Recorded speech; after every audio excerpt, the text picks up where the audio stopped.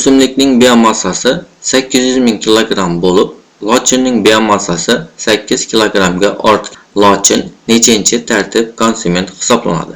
Ekologik piramida qoidasiga asoslangan holda oziq zanjirini yozib olamiz. Bunda oziq zanjirining birinchi pog'onasida produsent organizmlar, ya'ni o'simliklar joylashadi. O'simlik hamda uning biomassasini yozib oldik. Bu 800 ming kilogramm. Keyingi oziq zanjirining keyingi pog'onada konsumentlar joylashadi. Ekologik piramida qoidasiga asosan biomassa yoki energiyaning faqat 10% keyingi darajaga o'tadi. Qolgan 90% shu darajaning o'zidagi organizmning hayotiy faoliyati uchun sarflanadi.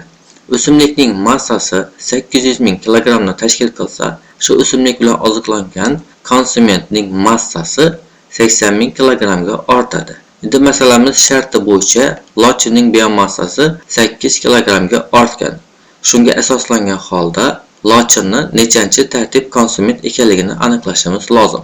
Demak, o'simlikni iste'mol qilgan birinchi tartib konsumentning massasi 80 ming kilogrammga ortadi. Birinchi tartib konsumentni iste'mol qilgan ikkinchi tartib konsumentning massasi 8 ming kilogrammga ortadi. Ikkinchi tartib konsumentni iste'mol qilgan uchinchi tartib konsumentning massasi 800 kilogrammga ortadi. Uchinchi tartib konsumentni iste'mol qilgan to'rtinchi tartib konsumentning biomassasi 80 kilogrammga ortadi. Hamda to'rtinchi tartib konsumentni iste'mol qilgan beshinchi tartib konsumentning biomassasi 8 kilogrammga ortadi. Masalamiz sharti bo'yicha lochinning biomassasi 8 kilogrammga ortgan. Demak, lochin ushbu ekologik piramidada 5-tartib konsument hisoblanadi. Demak, masalamizda lochinning biomassasi 8 kilogrammga ortgan.